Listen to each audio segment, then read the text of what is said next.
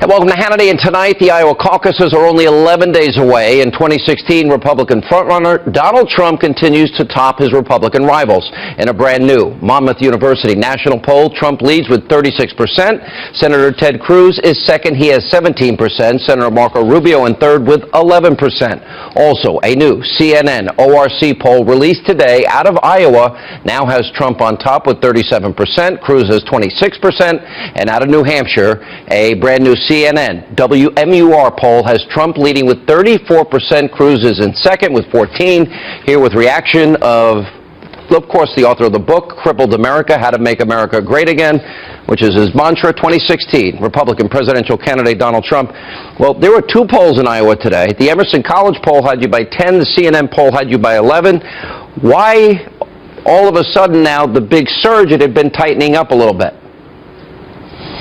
Well, I think they were right from the beginning. I'm not sure if it was a surge. You know, CNN had us at 33-20 about 2 weeks ago, but nobody wanted to report that poll because it was too much of a lead, so they reported other polls that were closer. The Des Moines paper that I'm not a big fan of, Des Moines Register, and they reported that poll, which I disagree with. But, you know, look, I mean, we've really done well. I've spent a lot of time in Iowa. I love the people of Iowa. We're doing great with the evangelicals, Sean. We're doing great with the Tea Party, and I think we're going to do really well in Iowa. We look forward to it. Well, you have gotten some criticism from some conservatives about the back and forth between you and Ted Cruz, and I want to ask you about it. Mark Levin is mad at the tone. Rush Limbaugh said, you know, that this is national and populism, not necessarily conservatism. Newt Gingrich said on this program this week that you are demeaning yourself if you get into a fight in this particular case. But the polls show you're winning. So do you go with the polls that it works when you go back and forth, or do you say, yeah, maybe my relationship with Ted Cruz can be repaired? Well, I have to go with my own thinking. Don't forget, Ted attacked me, and then I attacked him. But he started, and he attacked me pretty viciously. And, you know, first he was laying back, as we all know. It was, you know, everybody, they said in the wake. And frankly, he attacked me, Sean. So, and I have a lot of respect for Mark Levin. I have a tremendous respect for Rush. Rush has been great for me. Rush has been so amazing. And Mark's been pretty good. I mean, Mark likes Ted, and I think he likes me. You know, I have to go with my own thinking. And I talked about the fact that, frankly, I think I'm doing the party a favor, and I think I'm doing actually Ted a favor. The fact that he was born in Canada, he was a citizen of Canada until just 15 months ago, and he's got a problem. We have constitutional lawyers that are coming out saying he can't even run. So how can you have a candidate that you're going to pick as a Republican nominee, and he's not allowed to run for the office of president? That's a big problem. And he has some other problems, like he didn't disclose in his financial papers that he was borrowing money from Goldman Sachs and Citibank because he wants to be the big, you know, wonderful guy that takes down the banks. But here he is with personal guarantees to Citibank and Goldman Sachs. So, you know, I think it should have been disclosed. Let me go through. If these polls hold up, you will be the Republican nominee. I know a lot of your agenda, but I want to go over it with 11 days to Iowa, maybe closing argument sort of thing. I know you have said that you would rescind on day one Obama's executive orders. You would build the wall expeditiously. You've been very firm about that. You would raise the standards for who we allow into this country. You would replace Obamacare. You told me, I think you're still for health care savings accounts, correct? Yes, I like that as a concept. I certainly like it, yes. Yeah, and ISIS, you would take their oil and bomb the living daylights out of them. I would bomb them, you better believe it. I want you to expand, for maybe those people, those few people that are left that are undecided in Iowa and New Hampshire. Tell them what else a Trump presidency would look like.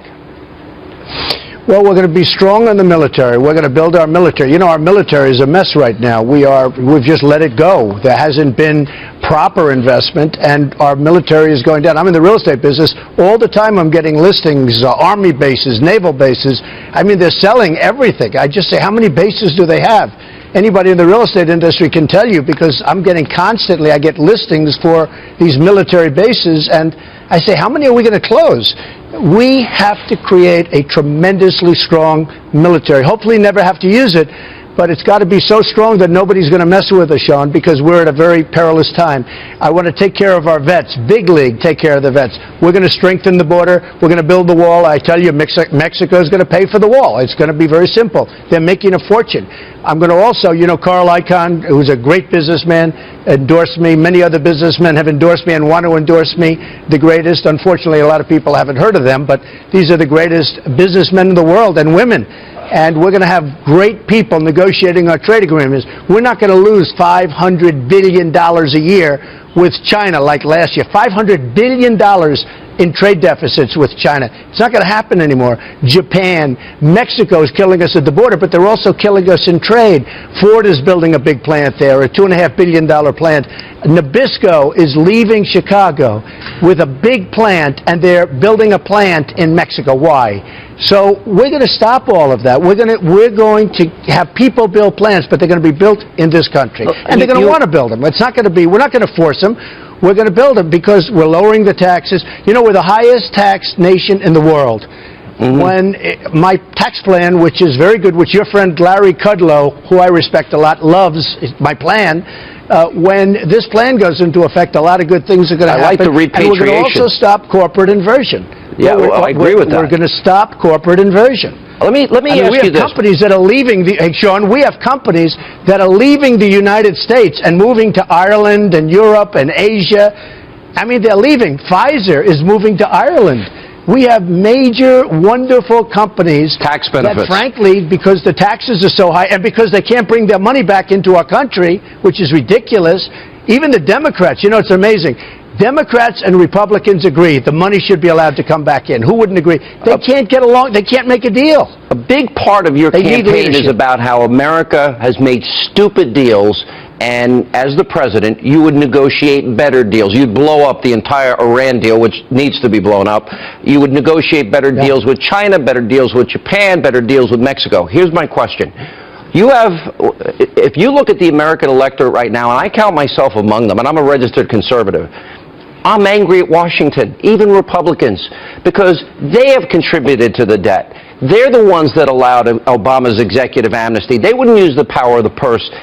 In terms of negotiating with a Congress that has shown itself to have zero to little discipline, how will you hold the line when they want to raise the deficit and the debt? How do you negotiate with those, lifelong politicians if you become the president? Sean, I guess and people that are in business know, I've been dealing with politicians all my life. It's fine to deal with politicians. There's nothing wrong with it. You deal with them. You have to cajole and you have to get them in a room. A little like Ronald Reagan and Tip O'Neill. They were very opposites in a lot of ways, but they got along and they made deals and the country did well and everybody was happy. They're not doing executive orders like Obama does because not even the Democrats will do what he wants to do. So you have to be able to do this. You mentioned, sadly, the Iran deal. The worst part of the Iran deal is by the time I get there, if I win, but by the time I get there, $150 billion will be spent. You can't do it. And then today, well, I don't know if you saw today, Secretary Kerry, he came out and he said, yes, we expect a certain amount of that money to be used for terror. I have the cut. Can you want me to play this? it? Let me play it for our audience so they know what you're talking about. It's outrageous. I couldn't believe this statement. Go ahead. Go ahead. I think that some of it will end up in the hands of the IRGC or of other entities, some of which are labeled terrorist. To some degree, I'm not going to sit here and tell you that every component of that can be prevented, but I can tell you this. Right now, we are not seeing the early delivery of funds going to that kind of endeavor at this point in time. I'm sure at some point some of it will.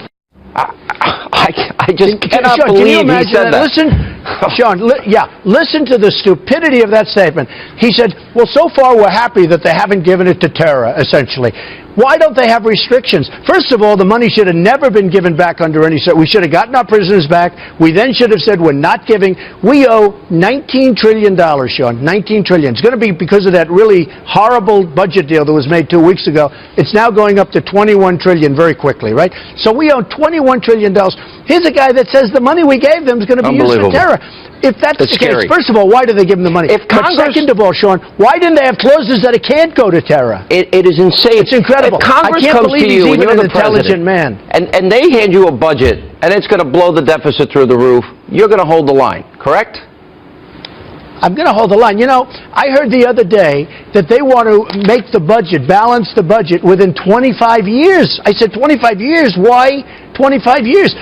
We can do it. Look, we're getting rid of Common Core, even though some people like Jeb Bush, who doesn't have a clue, some people like Common Core. Jeb Bush likes Common Core. Some people like him are weak on immigration. I mean, they're very weak. You know, remember he said they come in as an act of love.